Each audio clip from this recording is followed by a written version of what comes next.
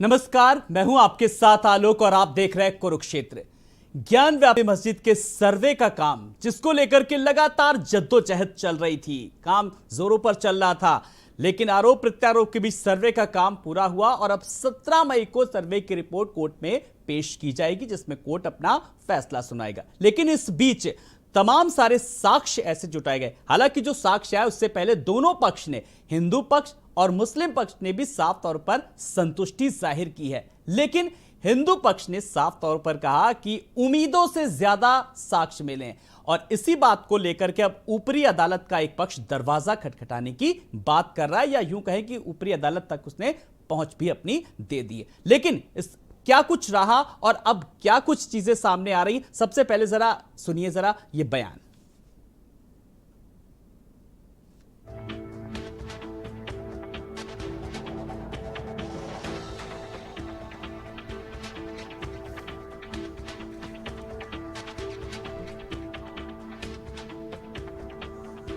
तो सर्वे का काम पूरा हुआ, लेकिन हिंदू पक्ष और मुस्लिम पक्ष की तरफ से जो दलीलें दी गई वो भी जरा ग्राफिक्स के जरिए अपने दर्शकों को बता रहे हैं कि ज्ञान व्यापी में अभी कई राज हैं, लेकिन मुस्लिम पक्ष का साफ तौर पर कहना है कि किसी के कहने का भी कोई मतलब नहीं है। सर्वे की कार्रवाई से संतुष्ट हैं और उम्मीद से ज्यादा सबूत मिले हैं।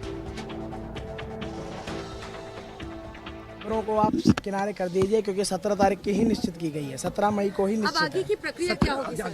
देखिए, अब रिपोर्ट आने के बाद में प्रतिवादी पक्ष ऑब्जेक्शन करता है कि वादी पक्ष ऑब्जेक्शन करता है, उसके लिए तारीख दी जाती है। कितने बजे पेश करेंगे?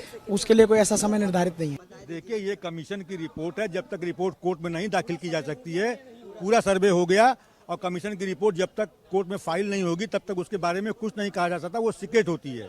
ये काशी का वो ऐसा पुण्य स्थान है जहाँ पे लोग मोक्ष प्राप्ति के लिए जाते हैं और वो बाबा की नगरी है। जब बाबा की नगरी में तो बाबा का तो दर्शन होना ही है। और ये तो ज्ञान वापी पे तो औरंगजेब से लेकर के और तुगलकी फरमान जिस प्रकार से वहाँ जारी हुआ और उसके द्वारा मंदिरों को हमारे तोड़ा गया। आज एक नया आदेश आ गया कि किसी व्यक्ति ने एक प्रार्थना पत्र दिया कि ज्ञान वापी मस्जिद के फला हिस्से में वीडियोग्राफी में कोई शिवलिंग देखा गया। तो आदेश ये हुआ कि उस जगह को, उस इलाके को सील कर दिया जाए, लोगों का प्रवेश वर्जित कर दिया जाए आगे की कार्रवाई तक। इस फैसले ने बिल्कुल 1949 का जो अयोध्या का जो फैसला था, जो आदेश था, उसकी याद ताज़ा कर दी।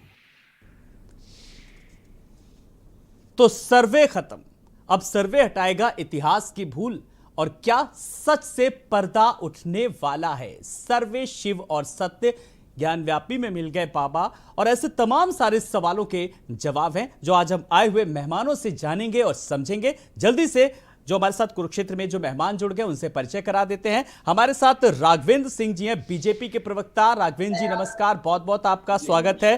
साथ ही साथ पंडित अखिलेश शर्मा जी हैं, हिंदूवादी नेता। अखिलेश जी नमस्कार, बहुत बहुत आपका भी स्वागत करना चाहूंगा।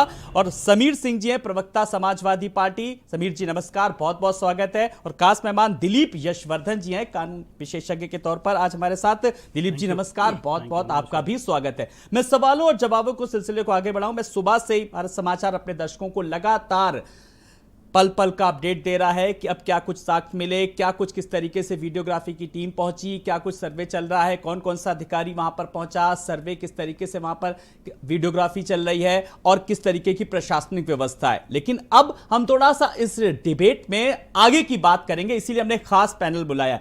दिलीप जी, जिस तरीके से जब हम बात कह रहे हैं कि तैयार रिपोर्ट, अब फैसला करेगा कोर्ट, लेकिन अभी कोई फैसला नहीं आया, अभी सिर्फ सर्वे का काम पूरा हुआ है और तमाम सारे जो साक्ष्य आ रहे हैं, प्रतिक्रियाएं आ रही हैं, क्रियाएं आ रही हैं। हिंदू पक्ष की अपनी दलीलें हैं, मुस्लिम पक्ष की अपनी दलीलें हैं, अपनी नाराजगी। लेकिन इस पूरी कवायद के बीच एक बहुत आसान से तरीके के क्लेमेंट के तौर पर मैं जरा आपसे फिर से एक बार समझना चाहूंगा कि जो तकनीकी, जो कानूनी पेचीदगियां हैं उनके बारे में। आलोक जी, कानूनी पेचीदगियां बताने से पहले मैं एक सामाजिक अच्छाई बता दूं इस केस में क्या है कि इस केस में डिस्प्यूट हो रहे हैं कि वहाँ पर मस्जिद है या देवी की पूजा होती है या मंदिर है, जो भी है, शिवलिंग पाया गया आज की रिपोर्ट में निकला। लेकिन ये सारी बातें या सारा डिस्प्यूट कानून के रास्ते से सुलझाया जा रहा है। जैसे पहले एक धार्मिक उन्माद हुआ करता था इस देश में, वो उन्माद कम से कम नहीं हो रहा है और दो पक्ष कानून के सामने अपनी बात रख रहे हैं और कोर्ट उसका डिसीजन दे रहा है या देगा आगे चल के। अब रही बात कि जो सीनियर डिवीजन, सिविल जज सीनियर डिवीजन है, जिन्होंने ये फैसला दिया था कि कोर्ट को कमीशन अपॉइंट किया था, कमीशन पर मुस्लिम पक्ष ने अपना ऑब्जेक्शन दिया, उस ऑब्जेक्शन के बाद कमिश्नर्स की संख्या बढ़ा दी गई, 1 से 3 कर दी गई। उसका कारण एक तो ये था कि 3 लोग होंगे तो हमेशा ऑड में क्या होता है कि डिफरेंट जजमेंट आता है, 2 लोग एक जैसी बात कर सकते हैं, 3 में ऑड इसीलिए हमेशा रखा जाता है। और उसमें यह भी था कि काम त्वरित पूरा हो जाए, बहुत ज्यादा लिंगर ऑन ना होने पाए। आज वो कार्यवाही पूरी हो गई। कोर्ट का जो कमीशन अपॉइंट होता है वो एक तरीके से कोर्ट ही सर्वे करने जाता है। ये मैंने पहले भी आपको डिबेट में बताया था कि ये एडवोकेट्स नहीं होते हैं, they are representing the judiciary, और एक तरीके से जुडिशियल सर्वे होता है, ये नॉर्मल सर्वे नहीं होता है। और उस सर्वे से जो भी साक्ष्य निकलते हैं वो लीगली एविडेंस माने जाते हैं। इसमें जो तीनों कमिश्नर्स हैं वो अलग अलग अपनी रिपोर्ट सबमिट करेंगे, उन रिपोर्ट्स के बिहाफ पर फिर आगे की कार्यवाही कोर्ट करेगा, उस पर बहस होगी। ये रिपोर्ट कोई फाइनल जजमेंट नहीं है, ये सिर्फ एक ये तथ्य प्रस्तुत करेंगे कि भाई हमने जब सर्वे किया, वीडियोग्राफी करी तो यहां पर ये चीजें पाई। जिस चीज को सिवलिंग क्लेम किया जा रहा है वो सिवलिंग है या एक पत्थर है, केवल ये डिसीजन कोर्ट लेगा। ये डिसीजन कमीशन के हाथ में नहीं है, कमीशन से बताएगा कि हाँ इस तरह का ये पत्थर पाया गया जिसमें शिवलिंग का शेप है, हिंदू धर्म के लोग उसकी पूजा करते हैं। अब कोर्ट बाकी साक्ष्यों के बिहार पर हो सकता है कि ये मामला आर्कियोलॉजिकल सर्वे ऑफ इंडिया को भी रेफर किया जाए कि वो जो पत्थर है उसका इतिहास बताएं कि वो पत्थर कितना पुराना है, कब से वहां पर एस्टेब्लिश है, किस तरीके से एस्टेब्लिश है, या हो सकता है बहुत सारे हिस्टोरियंस को इन्वॉल्व किया जाए। ये सारे कोर्ट के अपने व्यू होंगे या जो पक्ष इन पर कोर्ट क्या कुछ निर्णय लेता है ये भी देखना होगा, क्योंकि अभी फिलहाल जो सर्वे की रिपोर्ट है वो कोर्ट में पेश की जानी है। राघवेंद्र जी, शिवलिंग मिल गया, तमाम सारे साक्ष्य मिले हैं, लेकिन बड़ी बात यह कि कुछ लोग मानने के लिए तैयार नहीं है। देखिए, जब कोई विषय होता है, जैसे कोई बच्चे का गार्जियन 2 दावेदार होते हैं कि बच्चा मेरा है, बच्चा मेरा है, विषय आता है तो निश्चित रूप से डीएनए टेस्ट कराया जाता है। जो गार्जियन डीएनए टेस्ट कराने में हिलावाली करे तो ये समझा जाता है कि कहीं ना कहीं झोल है इस विषय में। यही विषय इसको लेकर के है। पहले न्यायालय ने पूरी एक व्यवस्था तय की थी सर्वे के लिए, कुछ लोगों ने उसको लिंगरान और अटकाने भटकाने और लटकाने का काम किया, कभी खसरा नंबर के बहाने, कभी फोटोग्राफी के बहाने, कभी नाराबाजी करके, कभी मंदिर के सामने नमाज पढ़ के, कभी एडवोकेट कमिश्नर को हटाने के बहाने। तो निश्चित रूप से कहीं ना कहीं दाढ़ी, चोर की दाढ़ी में तिनका जरूर उसी दिन समझ में आ गया था। देखिए, जो चीजें अलग दिखाई पड़ रही है वो अलग है, लेकिन सबसे बड़ी बात यह है, क्या ज्ञान वापी मस्जिद हो सकती है क्या? जब 6 वापियां हैं, उसमें 5 हिंदुओं के पास है, जो 6वीं है उसको ज्ञान वापी मस्जिद हो सकती है? ये तो एक सामान्य सा सवाल है। दूसरी बात, मस्जिद की पिछली दीवार मंदिर की दीवार स्पष्ट रूप से गवाही दे रही है, ये किसी तरह मंदिर हुआ करता था। इसी प्रकार से नंदी का वो मस्जिद की तरफ है। ये जो जांच हो रही है वो अलग विषय है। जो गवाही स्पष्ट रूप से दिखाई पड़ रही है उसके बारे में क्या कहेंगे? देखिए, न्यायालय ने अपना स्पष्ट आदेश दोबारा दिया था और बहुत ही सख्ती के साथ किया था। जो भी व्यक्ति हिलावाली करने का प्रयास करेगा, उसमें अवरोध उत्पन्न करने का प्रयास करेगा, निश्चित रूप से उसके ऊपर कार्रवाई की जाएगी और मुकदमा दर्ज किया जाएगा। इसके चलते बहुत ईमानदारी से पूरा सर्वे का काम आज पूरा हो गया है। कहा गया है कि वहां पर जो शिव की जो शिवलिंग है वो भी दिखाई पड़ा है। ये सब जांच का विषय निश्चित रूप से आगे आएगा। चलिए, बिल्कुल जांच की जाएगी। अभी जांच एजेंसियां भी आगे अपना काम करेंगी। समीर जी, मैं आपके पास आ रहा हूं। समीर जी, कुल मिलाकर के जांच जिस तरीके से हुई, पूरी तरीके से पारदर्शिता के साथ हुई, सारी चीजें सामने हैं, लेकिन इस आपका स्टैंड क्या है अभी तक का?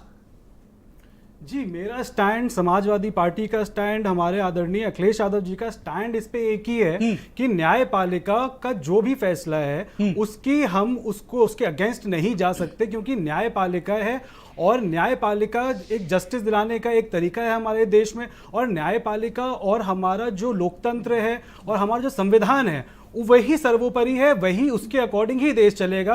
किसी और तरीके की चाहे कोई भी डिमांड हो, चाहे कोई व्यक्ति विशेष कुछ भी बोले, उसके हिसाब से नहीं चलेंगी चीजें। तो आज जैसा भी कोर्ट ने जैसे भी जो आपका डिस्ट्रिक्ट कोर्ट है वाराणसी का, उसने बोला था कि ये कार्यवाही हो, ये सर्वे हो, वो सर्वे 3 दिन का पूरा हो चुका है। कल सर्वे एडमिट किया जाएगा कोर्ट में। आगे जो जज फैसला करते हैं, एक पक्ष है जो कि असंतुष्ट है या उसको कुछ इससे दिक्कतें हैं, उसने सुप्रीम कोर्ट में अपना जो राइट है उसके तहत सुप्रीम कोर्ट में इसके अगेंस्ट एक फाइल कर दिया है। तो जो कुछ होगा वो सामने आ जाएगा। समीर जी, सवाल इसलिए उठ रहा है कि लगातार ये कहा जा रहा है हर तरफ से कि फैसले से संतुष्ट है, जो भी चीजें हो रही उससे संतुष्ट है भाई, लेकिन जब संतुष्ट है तो फिर ऊपरी अदालत फिर क्यों जाया जा रहा है भाई? आपसी समझौते से भी मामला हल किया जा सकता है।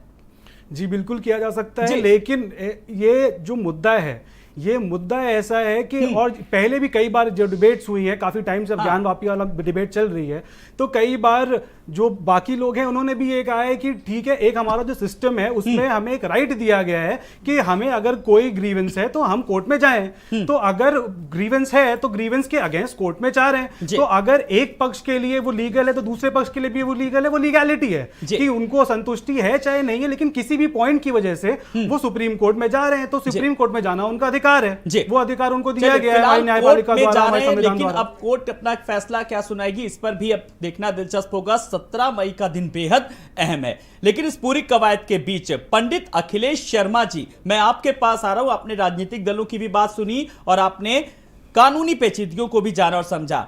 जो बात सामने आ रही है निकल करके, उम्मीद से ज्यादा सबूत मिले हैं, ऐसी ही उम्मीद थी आप लोगों को भी?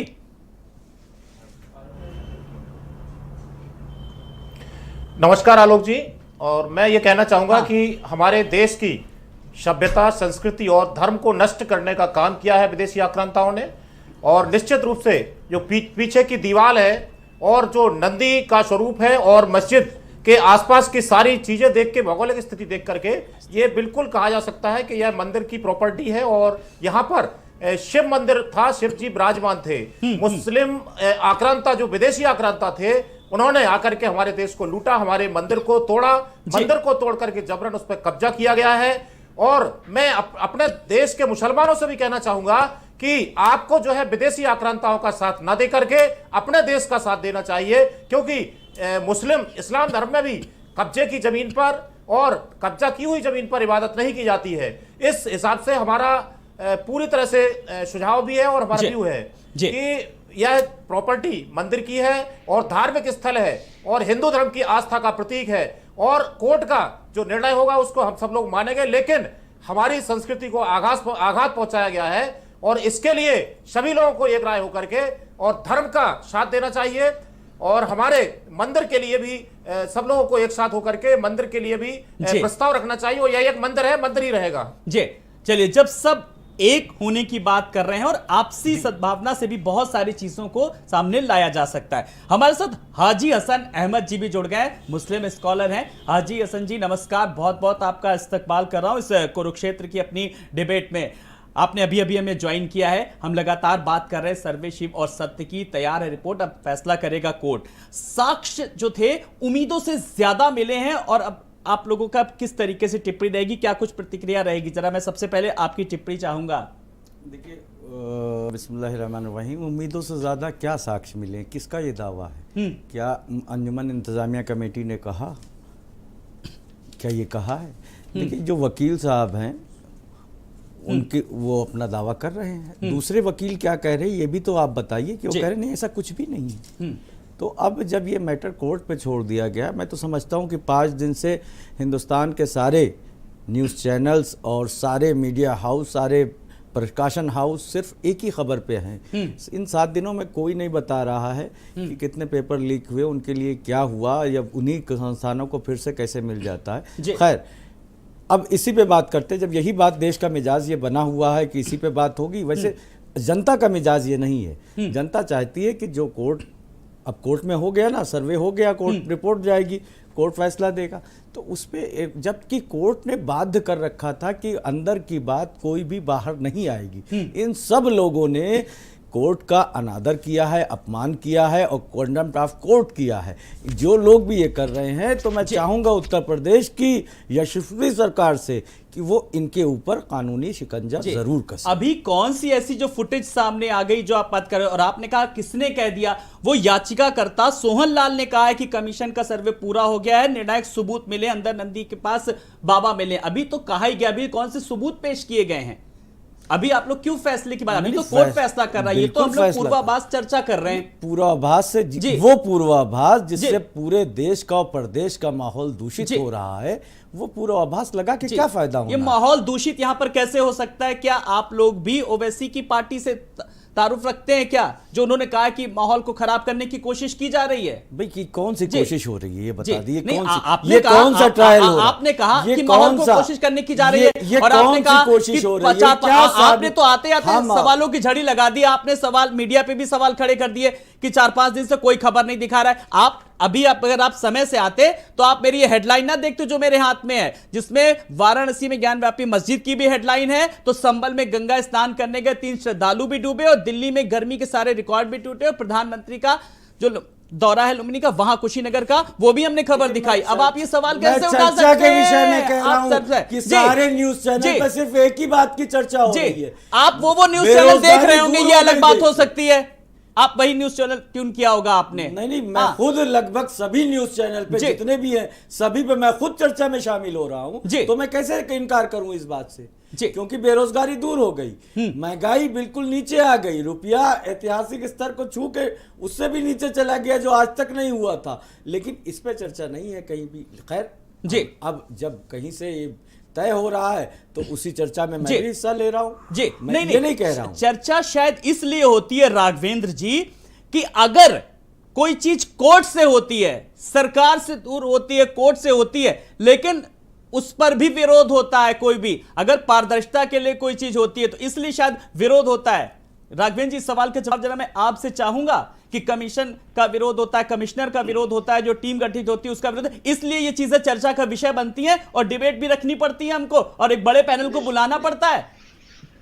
निश्चित रूप से ये मैंने अपने ओपनिंग कमेंट में ही कहा था, किस प्रकार से इस विषय को लटकाने भटकाने और लटकाने का काम किया गया था। अगर न्यायालय सख्त न होता, अभी तक इतनी जो कार्रवाई हुई है न होने दी जाती। क्या पहले दिन नारेबाजी नहीं हुई थी?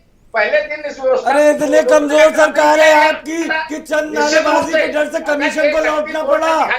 कितनी कमजोर सरकार है आपकी, इतना एडमिनिस्ट्रेशन कमजोर है आपका कि चंद नारेबाजी करने वालों से आप डर गए। देश को अधिकार नहीं है, नहीं, और डर गए आप। आपने जो ये चंद फरमान दिया था, नारेबाजी वालों से आप मंदिर डर तोड़ने गए का थे। फरमान भी उपलब्ध नहीं है क्या? कमाल की बात आप करते हैं। अरे ज्ञानवापी मस्जिद हो सकती है क्या? क्यों नहीं हो सकती? क्या ये आप सरकार का पक्ष बोल रही है कि यही हकीकत है? ये है उत्तर प्रदेश सरकार, ये उत्तर प्रदेश सरकार का मानना है। अब कहाँ गई कोर्ट? अरे कैसा भाई, ये विषय संविधान? जानने का कैसी अधिकार है है पूरे आपके देश देश को। का? ये ये विषय बताइए, जो जब है, सरकार ने आपको मान के लटकाने रखी वाला- है, आपने ये एक तय तरफ किए बैठे हुए न्यायालय है, से हम लोग जब मानना नहीं सरकार करते। आपकी ये तय एक तरफ किए बैठे हुए है, सैयद की तो बात कहाँ मानेंगे। का न्याय? जब मतलब होता है कहाँ की सैयद की बात सरकार? करने लगते हैं। कहाँ का जब मतलब संविधान? होता है संविधान की बात करने लगते हैं। लेकिन नहीं, हाजी आप साहब, बात हाजी कीजिए। साहब मेरी जब बात आप सुनिए। तय किए हुए हैं, आप तो कहाँ कौन का से न्याय? संविधान को मानते हैं? और आप जिस डर की बात कर रहे हैं ना, ये मैं आपसे एक सवाल कर रहा हूं हाजी जी। अरे जब आप टीम बस सवाल कीजिए, हाँ, लेकिन मैं सवाल चाह का रहा हूं, जवाब दे लेकिन दीजिए मैं चाह रहा हूं कि कट्टुकट चंद- सवाल का चंद कट्टुकट जवाब लोगों दीजिए। के आरोप या उत्तर लगाना, प्रदेश आरोप सरकार लगाना कर बहुत रही थी। आसान होता है। आपने आरोप नहीं, लगा दिया। सुनिए मेरी बात, मेरी बात सुनिए, रुक जाइए। हाजी जी, मैं आपसे, हाजी जी आप वही करें, आप सरकार को कुछ भी कहिए, आप मेरे एक सवाल का जवाब दे दीजिए। सरकार को हम भी सवाल उठाते हैं, जब बेरोजगारी का मुद्दा होता है, जब लॉ एंड ऑर्डर का होता है, तो हम भी सवाल पूछते हैं, सरकार को घेरते हैं। लेकिन जब मामला कोर्ट में था, कोर्ट के द्वारा टीम गठित करने गई और उसका विरोध किसने हुआ, और अभी तो कोर्ट ने फैसला भी नहीं सुनाया, फिर उसके पहले आप लोगों को डर बैठ गया और आप दूसरे से आप डर को लेकर के सवाल पूछते हैं। भाई हमें डर का, अभी जी, हमें बिल्कुल डर नहीं है। हाँ। मुसलमान अल्लाह के अलावा किसी से नहीं डरता, ये मैं खुलेआम कह रहा हूं, अलल ऐलान कह रहा हूं। क्यों रोकने का काम किया गया था? अल्लाह के अलावा नहीं डरता है वो। अरे भाई, जहाज में नारेबाजी नहीं की गई थी जब सरकार कोर्ट आपकी कमीशन गया था। थी, सरकार जब आपकी कोर्ट में थी, कमिश्नर अरेस्ट गए थे, किया उन लोगों नारेबाजी नहीं की को, गई थी। लेके आए, लेकिन खाली इसके अंदर प्रोपगंडा, जाने रोका गया खाली था। प्रोपगंडा, खाली पूरा ध्यान देश भटकाना, सरकारी बातें बंद लटकाने करिए। भटकाने और अटकाने का काम आप लोगों सरकार ने की किया बातें है। बंद करिए। बिल्कुल ये संविधान आपने में किया चलेगा, है। सिर्फ संविधान में आपने चलेगा, किया शरीयत से है। नहीं चलेगा। ये बात आप दोनों कान खोल के सुन लीजिए। बिल्कुल ये नहीं संविधान चलेगा, से ही चलेगा। इसीलिए हम ये चर्चा नहीं में है। शामिल है कि जब नहीं आपके चलेगा। सामने विषय है, आपका तो हिडन शरीयत से एजेंडा चलेगा। जनता के ये सामने चलेगा, आना चाहिए। शरीयत से चलेगा।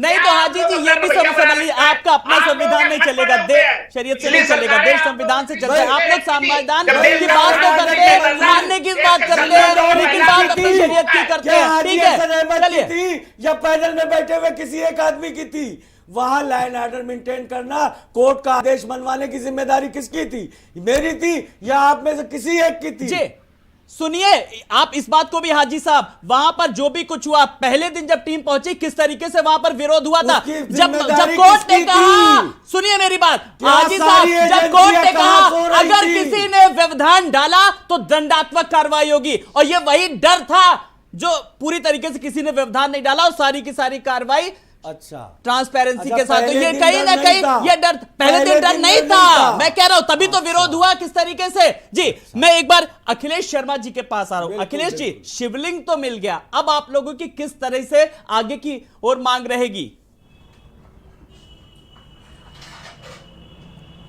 शिवलिंग तो मिल गया है और हमारे आस्था का प्रतीक जो भगवान शिव का भव्य मंदिर वहां पर बनना चाहिए। और मैं इन मौलाना साहब से भी कहना चाहता हूं कि जब ट्रेनें फूकी जाती हैं, गांव के गांव खाली कराए जाते हैं, महिलाओं के साथ लगातार बलात्कार जैसी घटनाएं होती रही पिछली सरकारों में, मीडिया को बोलने की आजादी नहीं थी, जब मीडिया पर बैन लगा दिए जाते थे और लगातार लोगों को जेल में ठूस दिया जाता था, उस समय जो मौलाना साहब चुप रहे थे। अगर आज दूध का दूध पानी का पानी अगर हो रहा है, वही दूध का दूध पानी का पानी उस दिन कर दिया होता। तो आपको कोर्ट में भरोसा करना चाहिए। मुनि चिल्ला चिल्ला के कह रहा था और 3 दिन तक कहता रहा, शिव का वहां पे भव्य मंदिर बनना चाहिए। और हम सब यही मांग करेंगे कि भगवान शिव आस्था का केंद्र है हमारा, और वहां पर भगवान शिव का मंदिर बनना चाहिए और उसमें आपकी आस्था का वो भी आप बता दीजिए, और कहां मंदिर बनना चाहिए ये भी बता दीजिए। और हमारे पास बहुत ट्रेंड है, हम लोग सभी धर्मों का आदर करते हैं, लेकिन आप लोग सोचिए कि आप लोग जब आंखें बंद करके बोलना शुरू करते हैं तो ये भी नहीं देखते कि ये कोर्ट आपका कानून का भंग करते हैं और मीडिया की मर्यादा को भी आप भंग करते हैं। अगर जो है वहां पर भव्य मंदिर बनेगा और भगवान शिव जो हमारे हिंदुओं की आस्था का प्रतीक है, हमारे देश की आस्था का प्रतीक है, वहां पर मंदिर बनेगा और बन के रहेगा। यही है इनका वो कि अगर अभी कोर्ट का फैसला नहीं आया और इन्हीं ने फैसला सुना दिया, जी कौन होते हैं भाई फैसला सुना? तस्वीरें भी अभी दिखा रहा हूं अपने दर्शकों को, महापरिनिर्वाण मंदिर की प्रधानमंत्री नरेंद्र मोदी का कुशीनगर दौरा। तो ये सीधी तस्वीरें हम दिखा रहे हैं अपने दर्शकों को। मंदिर के लिए निकले प्रधानमंत्री नरेंद्र मोदी, कुशीनगर इंटरनेशनल एयरपोर्ट से निकले प्रधानमंत्री नरेंद्र मोदी।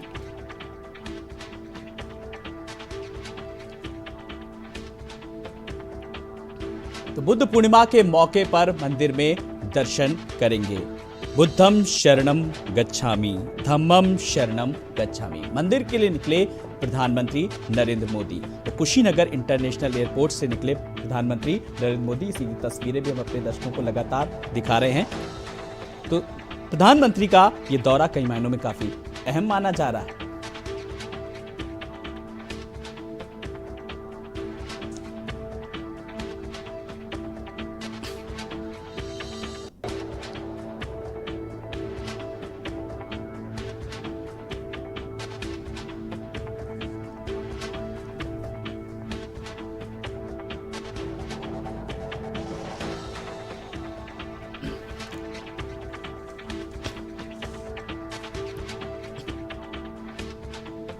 तो बुद्ध पूर्णिमा के मौके पर मंदिर में दर्शन करेंगे और ये सीधी तस्वीरें प्रधानमंत्री नरेंद्र मोदी। तो कुशीनगर में पीएम मोदी और शयन मुद्रा में प्रतिमा की जो बनी उसके दर्शन करेंगे। तो मंदिर के लिए निकले प्रधानमंत्री नरेंद्र मोदी, पूरी सुरक्षा व्यवस्था चाक चौबंद। तो बुद्ध पूर्णिमा के मौके पर दर्शन, महापरिनिर्वाण मंदिर में पूजा करेंगे पीएम नरेंद्र मोदी।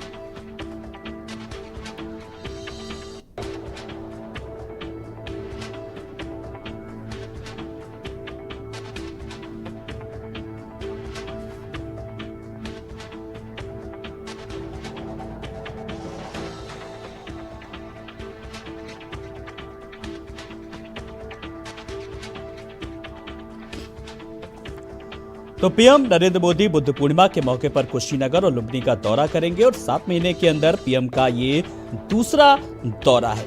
पीएम सुबह 9:20 पर कुशीनगर इंटरनेशनल एयरपोर्ट पहुंचे और उसके बाद हेलीकॉप्टर से लुम्बिनी के लिए फिलहाल प्रस्थान करेंगे।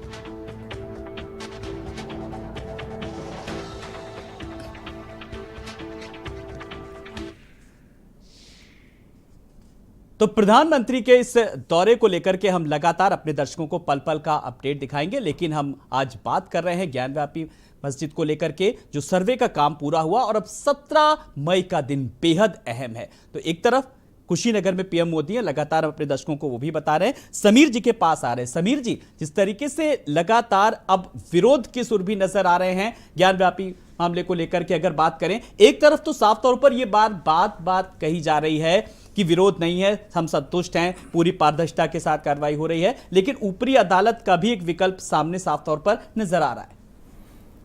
जी आलोक जी, पहले तो मैं ये क्लियर कर दूं कि जो भी विपक्ष, जो भी इसमें जो मुस्लिम पक्ष जिसको बताया जा रहा है, वो जो भी कुछ कार्यवाही कर रहा है या जो कुछ, अगर वो सुप्रीम कोर्ट पे जा रहा है या वो इससे नाखुश है या जो भी कुछ है, वो उन पक्षकारों, वो उस पार्टी का अपना डिसीजन है, उसमें कोई हमारी पार्टी का स्टैंड होगा उसमें क्या, उसमें कुछ नहीं है जी। लेकिन जो दुर्भाग्यपूर्ण है वो ये है, जो हमारी पार्टी, हमारे राष्ट्रीय अध्यक्ष जी पहले भी बोल चुके हैं, मैं अपनी डिबेट में पहले भी बोल चुका हूं कि ये जब इस टाइप के मुद्दे आते हैं, और जैसे आपने देखा कि ये एक प्रेसिडेंट सेट होता है, जैसे ही ज्ञानवापी वाला मस्जिद का ये मामला स्टार्ट हुआ, सर्वे का मामला स्टार्ट हुआ, वैसे ही आपने देखा कैसे लोगों को एक सशक्तिकरण मिलता है, एक उनको एक प्रोत्साहन मिलता है इस तरह के मुद्दे दोबारा उठाने के लिए।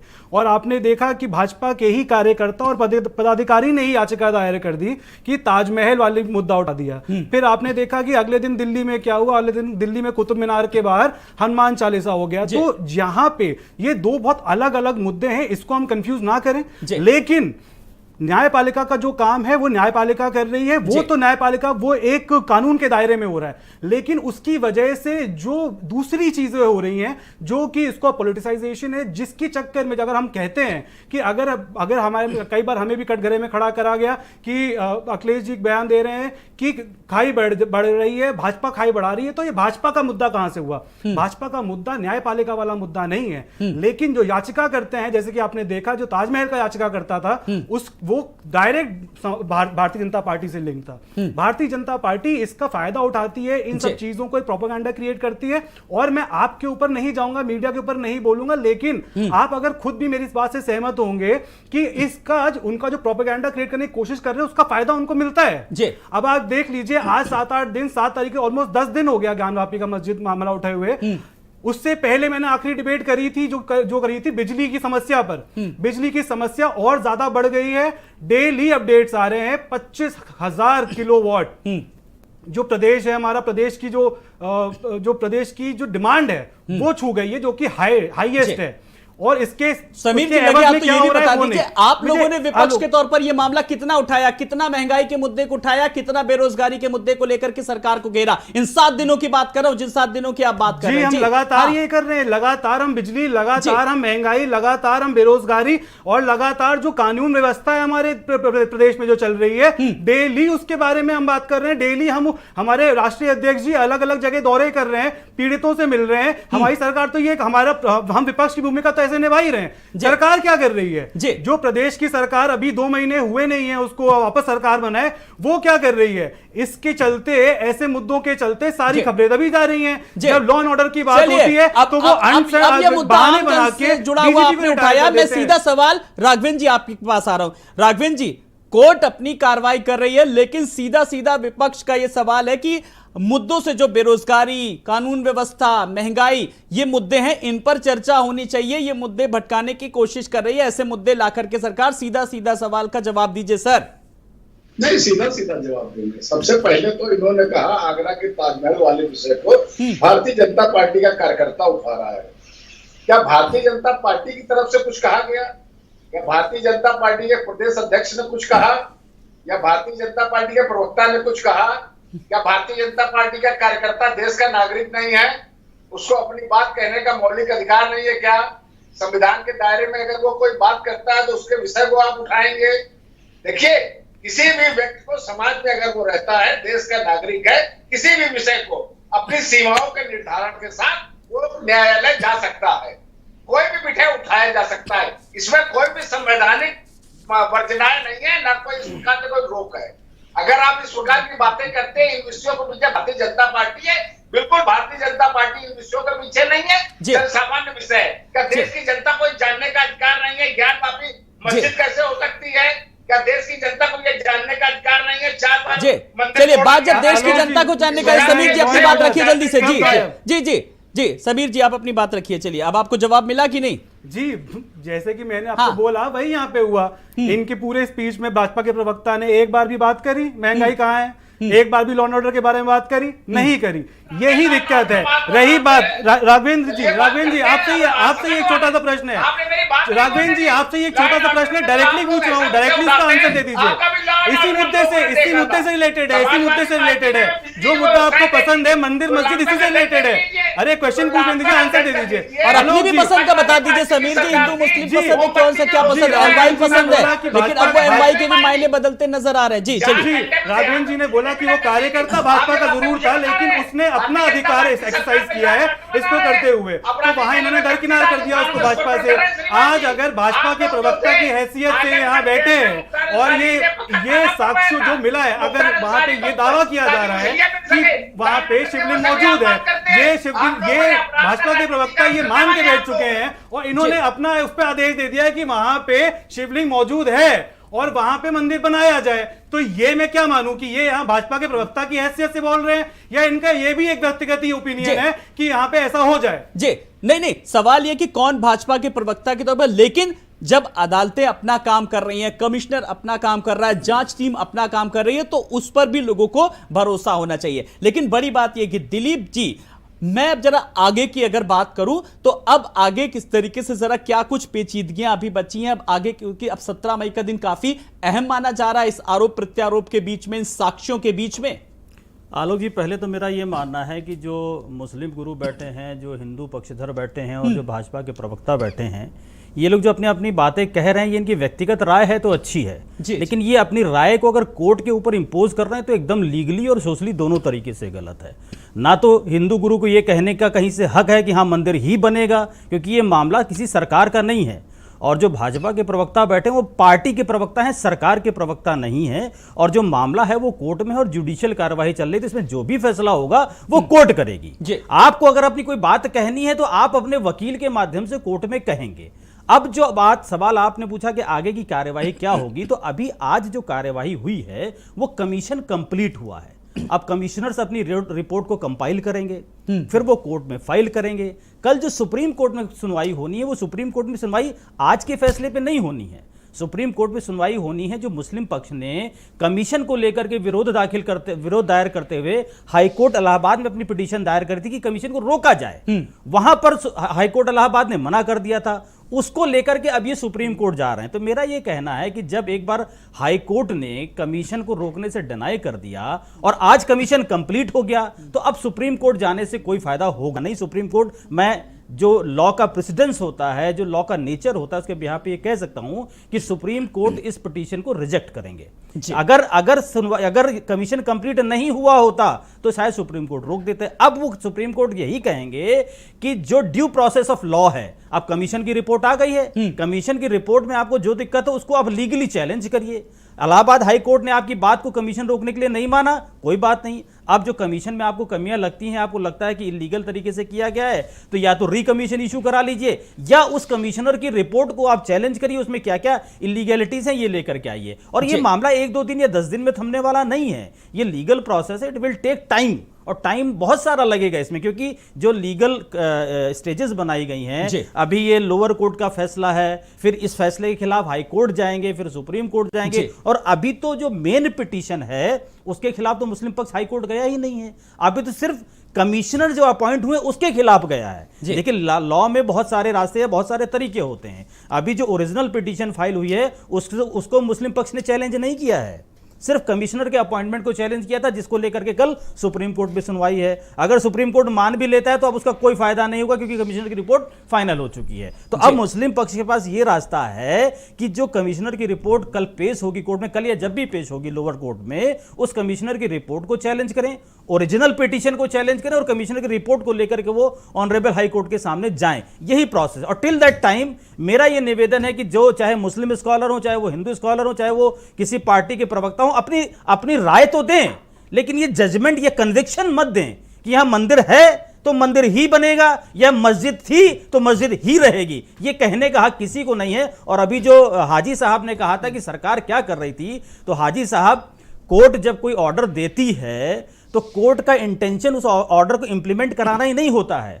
कोर्ट का उद्देश्य सोशल हार्मनी डिस्टर्ब ना हो, सामाजिक सौहार्द ना बिगड़े, ये भी देखना होता है। और जो कोर्ट के कमिश्नर होते हैं वो कोर्ट को रिप्रेजेंट करते हैं, वो शासन के अंडर में नहीं होते हैं, ना ही वो शासन पे कोई प्रेशर डाल सकते हैं। हाँ, अगर उन्हें लगता है कि वहां कोई डिस्टर्बेंस पैदा हो सकता है तो वो सिक्योरिटी की डिमांड पहले से कर सकते हैं, लेकिन वो सिक्योरिटी कोई भी ऐसा काम नहीं करेगी जो कोर्ट के ऑर्डर के खिलाफ हो। अगर पहले दिन मुस्लिम पक्ष ने विरोध किया तो उस विरोध को रोकने का काम सरकार का नहीं था, और कोर्ट कमिश्नर अगर वापस गए तो ये बिल्कुल जस्टिफाइड और लीगल कार्यवाही थी। देखिए हाजी साहब, दिलीप जी ने कितने सहज ढंग से सारी चीजों को बता दिया। अब आप कितना इत्तेफाक रखते हैं, लेकिन आप हर चीज में सरकार को ले आते हैं, आप तुष्टीकरण की बात करते हैं, आप आरोप प्रत्यारोप की बात करते हैं। जी देखिए, जब दिलीप जी ने कितनी आसानी से समझा दिया, यही बात पिछले 8 दिन से तमाम बड़े बड़े प्रवक्ताओं की समझ में नहीं आ रही थी।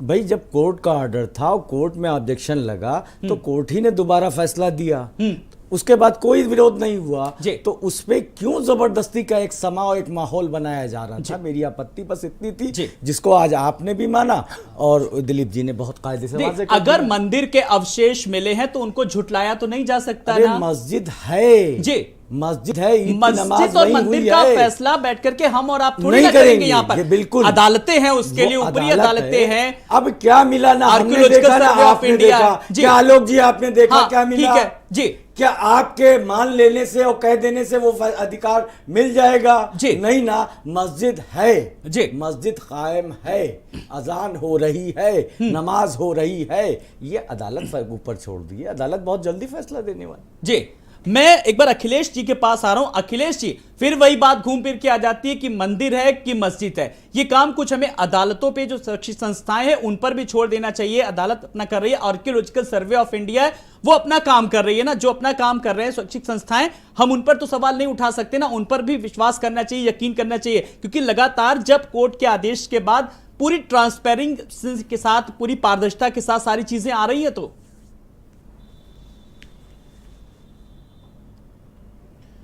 आलोक जी, हम लोग भारतीय संविधान पर पूरा भरोसा करते हैं और निश्चित रूप से हम लोग संविधान का इंतजार करते हुए सुप्रीम कोर्ट के फैसले का इंतजार करेंगे। लेकिन जिस तरह से मुस्लिम पक्ष भी दावा कर रहा है कि यहाँ पे मस्जिद थी, तो इसी तरह से हम लोग भी कह रहे हैं, क्योंकि जो आक्रांताओं द्वारा तोड़ी गई है और वहां पर मस्जिद बनाई गई है, पहले मंदिर था और मंदिर ही, हम लोग दावा यही करेंगे कि वहां पर मंदिर था, मंदिर है और मंदिर ही भविष्य में रहेगा। बाकी संविधान का इंतजार करते हुए हम लोग सुप्रीम कोर्ट के फैसले का इंतजार करेंगे। ये कौन सा इंतजार है? नहीं, अगर कह दिया सुप्रीम कोर्ट के फैसले का इंतजार करेंगे तो इसमें आपत्ति किस बात की? उन्होंने तो कोई दावा नहीं करा, आप तो दावा कर रहे हैं, वो तो दावा नहीं कर रहे हैं। वो क्या कह रहे हैं? क्या मतलब आलोक जी, आपने सुनना भी छोड़ दिया क्या? जी, ये कौन सी उससे प्रेरित हो गए आप? वो कह रहे हैं मंदिर था, मंदिर है, मंदिर ही रहेगा, जबकि आप भी तो दावा कर रहे थे। ये तो आप भी दावा कर रहे थे, ये तो आप भी दावा कर रहे थे। मैं तो बराबर कह रहा हूँ कि मस्जिद की फोटो नहीं लगी है, यानी मस्जिद है ही नहीं। मस्जिद को डिनाई कर रहे तो मुकदमा किस बात का, पिटीशन किस बात की? मतलब झूठ और सिर्फ। अरे आप इसे झूठ क्यों कह रहे हैं? आप इसे झूठ क्यों कह रहे हैं? इसी बात को लेकर के तो सर्वे हुआ था जिसका एक पक्ष ने विरोध किया। जी, हम तो वॉल पे कुछ भी हम तो वॉल पे लगाएंगे, जो चल रहा है ना वो लगाएंगे। हम तो सब दिखाते हैं, हम तो 24/7 दिखाते हैं, हर खबर को दिखाते हैं, हर खबर को दिखाते हैं हम।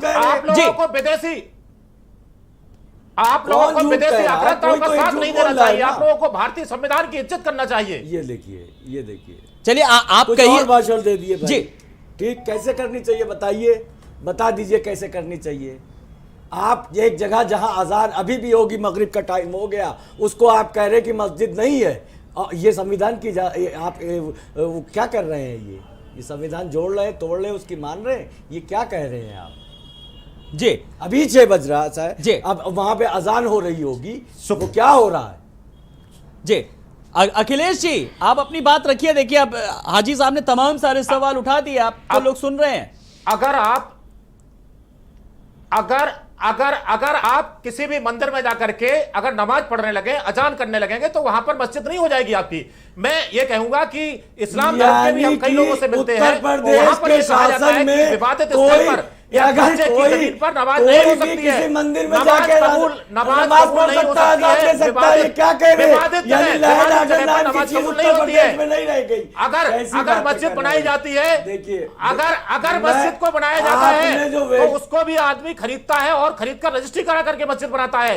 विवादित जगह पर नमाज कबूल नहीं होती है। अच्छा, उस समय में कौन सी सरकार थी, क्यों रजिस्ट्री करता, किसका स्टैम्प पेपर चलता था, जरा बता दीजिए, मेरे भी ज्ञान में वृद्धि हो जाए और तमाम प्रदेश और देशवासियों के ज्ञान। पिछली सरकारों की अकर्मण्यता का कारण ही ये है। पिछली सरकारें थी जब मस्जिद बनी, 300 साल पहले पिछली सरकारें थी, क्या ज्ञान है गुरुजी? धन्यवाद, पिछली सरकारों की अकर्मण्यता का कारण यही है कि आज से नौबत आ रही है। किसने स्टैम्प पेपर उस वक्त जारी किया था, किसका हुक्मनामा था, किसका शासन चलता था, यही बता दीजिए। अच्छा समीर जी, कोई भी मामला हिंदू धर्म से या मुस्लिम धर्म से जुड़ा तो पिछली सरकारों को लेकर के क्यों आखिर सवाल उठते हैं? आज आप क्या जवाब देना चाहेंगे? मैं आपको आज पूरा मौका दे रहा हूं अपनी बात रखने का। समीर जी जी, वो तो अपनी ये जो भारतीय जनता पार्टी की जो करंट सरकारें हैं, चाहे वो उत्तर प्रदेश की सरकार हो, चाहे वो केंद्र की सरकार हो, जब आदमी, मैं आपको एक छोटा सा एग्जांपल देके समझाता हूं। हमारा एक घर होता है, हमारे घर में माता पिता होते हैं, बच्चे होते हैं। बाप, हमारे जो पिताजी हैं, वो जो करते हैं उनकी चीजें ही जो हमारे बच्चे हैं वो सीखते हैं।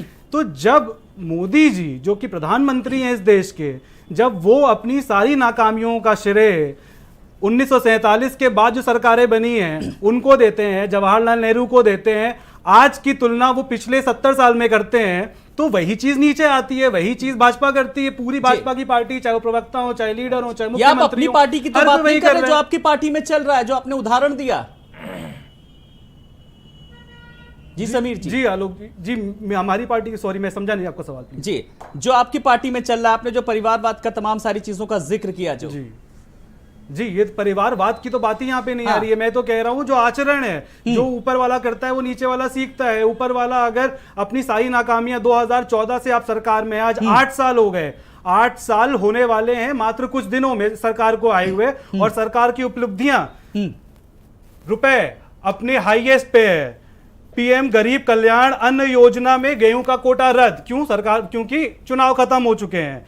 2 दिन में बांदा में 5 साल की लड़की के साथ रेप, बुलंदशहर में 8 साल की लड़की के साथ रेप, सीतापुर में 10 साल की लड़की के साथ रेप, प्रयागराज में 13 साल की लड़की के साथ रेप। ये है 2014 की जो सरकार थी उसके अंदर जो हो रहा है। और जो यशस्वी मुख्यमंत्री उत्तर प्रदेश के योगी आदित्यनाथ जी हैं, उनका जो सेकेंड टर्म है उसकी उपलब्धियां हैं ये। अब जब ये इन उपलब्धियों से आपको अपना ध्यान भटकाना होगा तो आप पुराने में जाएंगे, आप कहेंगे लेकिन आप लोग भी, मैं फिर वही बात कह रहा हूं, 111 आपके विधायक है, किस तरीके से आप लोग सदन में इस चीज को उठाइए ना, फोरम आप लोग सही नहीं उठाते हैं। बिल्कुल उठाएंगे, 23 तारीख से सत्र स्टार्ट है, 23 तारीख से उठाएंगे। सही मंच पर सही आवाज उठाइए तो ज्यादा बेहतर भी परिणाम होगा, जनता भी आपका समर्थन करेगी, क्योंकि विपक्ष की किस तरीके से एक अहम भूमिका होती है। चलिए जी आलोक जी, मैं 1 सेकंड बस खाली 5 सेकंड में एक बात बोलना चाहूंगा कि इसको आप निगेट मत कीजिए। अगर आज यहाँ पे हम ज्ञान वापी डिस्कस करने बैठे हैं और यहाँ पे मैं समाजवादी पार्टी का प्रवक्ता अगर यहाँ बैठ के ये मुद्दे उठा रहा हूं तो ये जनता देख रही है, तो ये भी एक मैं ऐसे मुद्दों का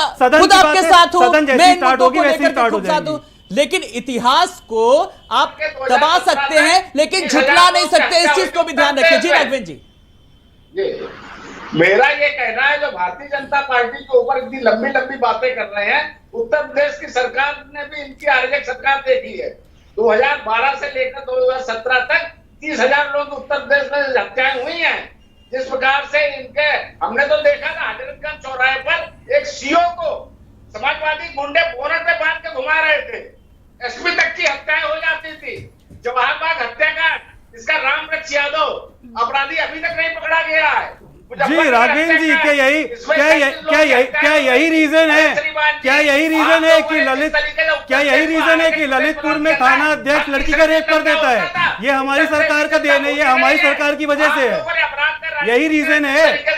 आलोक जी, राघवेंद्र जी कितनी भी घिस ले, आप ये समझ लीजिए कि इतनी घटिया हरकत कि पुलिस स्टेशन में थाना अध्यक्ष लड़की का एक जो अपनी कंप्लेंट लेके आई है, उस लड़की का रेप हो जाए, ऐसी दरिंदगी और ऐसी घटना। बिल्कुल, देखिए समीर जी, यहाँ पर मैं कहना चाहूंगा, आपने जो संवेदनशील मामला उठाया, उस मामले की भी नजाकत समझिए। आपको मामला को किस तरीके से आप अपनी फोरम में उठाइए, लेकिन पूरी तरीके से उठाइए, लेकिन यहाँ पर मर्यादा भी रहना चाहिए, विरोध जिस तरीके से होना चाहिए एक विपक्ष का, उस भूमिका को भी आपको अदा करना चाहिए। चलिए राघवेंद्र जी, लगातार आप लोगों पर एक आरोप लगता जा रहा है, मुझे एक सवाल का राघवेंद्र जी जवाब दीजिए। राघवेंद्र जी, आज की डिबेट का सबसे अहम सवाल जो एक समूचे विपक्ष को इसका जवाब मिल जाएगा।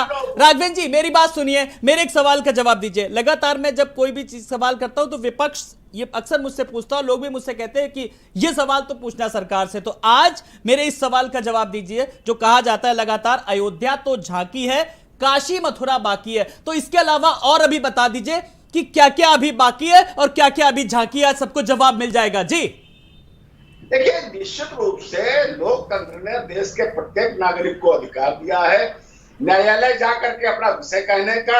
ये भारतीय जनता पार्टी ने कभी ऐसी बात नहीं कही है काशी मथुरा बाकी है, ये विषय है। लोग न्याय, कोई भी जनता किसी विषय को लेकर न्यायालय जा सकती है। अभी कुतुब मीनार को लेकर के विषय जनता गई थी न्यायालय, कोई भी जा सकता है। इसमें लोकतांत्रिक व्यवस्थाओं के तहत अपनी सीमा को निर्धारण करते हुए कोई भी अपना विषय कह सकता है। ताजमहल को लेकर के लोग गए थे, ताजमहल के विषय को लोगों ने जो न्यायालय हो क्या कहा था वो सब लोग जानते हैं। देखिए, मैं ज्ञान वापी विषय दो चीज दीजिए और कहना चाहता हूँ।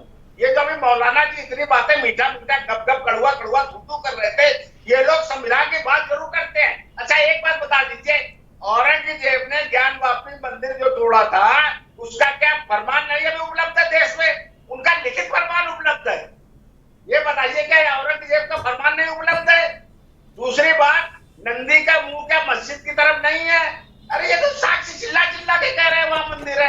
ये विषय मेरा नहीं है, मैं भारतीय जनता पार्टी के प्रवक्ता होने के नाते इस विषय की तरफ इनका ध्यान इंगित करा रहा हूँ। ये लोग कैसे बात करते हैं? अच्छा ये बताइए, ये लोग संविधान की बात करते हैं तो ट्रिपल तलाक के विषय में इनकी क्या राय है? ये तो संविधान से पास आया है। सामानों के विषय में इनकी क्या राय है? धारा 370 के विषय में इनकी क्या राय है?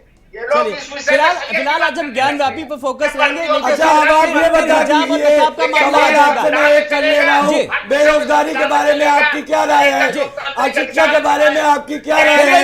महंगाई के बारे में आपकी क्या राय है? पेट्रोल के बारे में ज्ञान व्यापी पर फोकस कर रहे हैं। आप बताइए, आप अभी से डर गए हैं क्या? ये बताइए, अभी तो कोर्ट ने अपना सबूत भी नहीं साहब ना फैसला सुनाया, फिर किस बात का डर? अभी हमें किसी बात का डर नहीं है। देखिए, औरंगजेब की ये बात करते हैं तो ये बता दें कि भारतीय संविधान ने कब उसको वोटिंग, कहा किसने इलेक्ट करके इनको लेके आया था, कौन लाया था, कौन भारतीय औरंगजेब को राजा बनाया था, ये बताए दे। इनकी कथनी करनी में बहुत अंतर है। आप औरंगजेब और बाबर की बात मत करिए, ये कर रहे हैं, हम नहीं कर रहे हैं। हम फिर वही बात, हम साक्ष्यों की बात कर रहे हैं, कोर्ट की कार्रवाई की बात कर रहे हैं, कोर्ट के फैसले की बात कर रहे हैं। आपने अभी तक एक बार फैसला, यही तो हम भी कह रहे हैं, फैसला आया नहीं और आपके विरोध के सुर कितने तेज हो गए, यही तो हम भी कह रहे हैं। हम क्या कुछ अलग कह रहे हैं क्या हाजी साहब? किस बात का जवाब दे? यहाँ मुझे लग रहा है कि दो भारतीय जनता पार्टी के प्रवक्ता है, एक आलोक जी, एक दूसरे अवस्थी जी, तो किस बात का जवाब दे? पहले डिसाइड कर ले आप जी। पहले आप जिस वर्ग से आते हैं, जिस वर्ग की बात करते हैं, रहनुमा बनते हैं, पहले आप अपना आलोक का बाद में निर्णय लीजिएगा कि आलोक बीजेपी के प्रवक्ता है कि भारत समाचार के न्यूज एंकर है। समझ रहे हैं हाजी साहब? एक बार मैं फिर कहूंगा, यहां पर मैं पत्रकार हूं, पक्षकार नहीं हूं। नहीं लगता तो नहीं आपके रवैये से आलोक जी। आपने अपनी मानसिकता सेट कर ली है, आपने अपना माइंड सेट कर लिया है। हमारा माइंड बिल्कुल सेट है। आप संविधान की बात करते हैं, संविधान को मानते नहीं है, कोर्ट की बात किसने कहा? कौन सी बात कर रहे हैं? कहां से आप कर रहे हैं?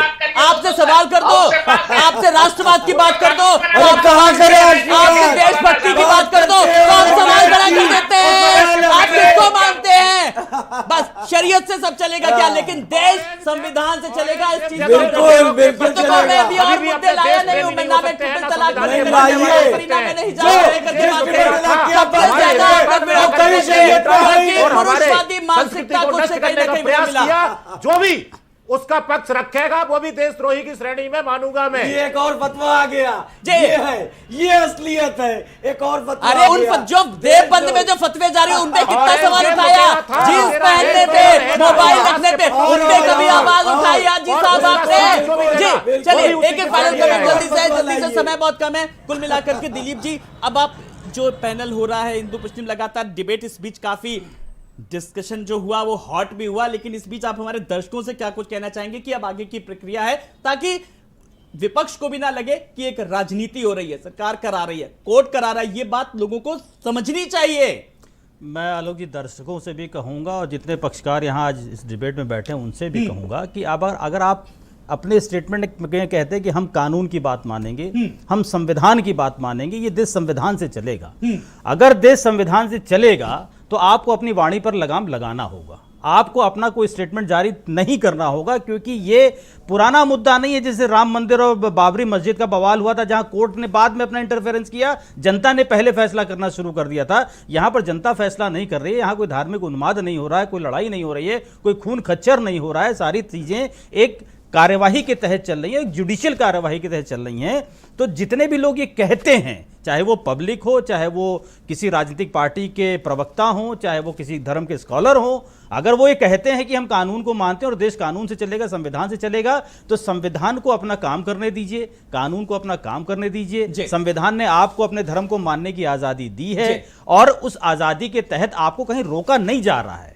आपको उस मस्जिद में अभी तक नमाज पढ़ने से रोकी नहीं गई है। जैसा कि दिलीप जी ने कहा, जो भी कुछ हो रहा है न्यायिक प्रक्रिया के तहत हो रहा है, यह भी समझना होगा उन लोगों को जो लगातार इस ट्रांसपेरेंसी के बीच, इस जांच के बीच तमाम सवाल उठा रहे हैं। आप सब मेहमानों का बहुत बहुत शुक्रिया। राघवेंद्र जी आपका भी, पंडित अखिलेश जी आपका भी, हाजी हसन अहमद जी आपका भी, समीर जी आपका भी और दिलीप यशवर्धन जी आपका भी बहुत बहुत शुक्रिया। तो ज्ञान व्यापी में मिल गए बाबा क्या, कल सर्वे रिपोर्ट कोर्ट में पेश होगी और फिर कोर्ट के फैसले का फिलहाल इंतजार लगेगा, लेकिन यह मामला अभी लंबा चल रहा है। नमस्कार।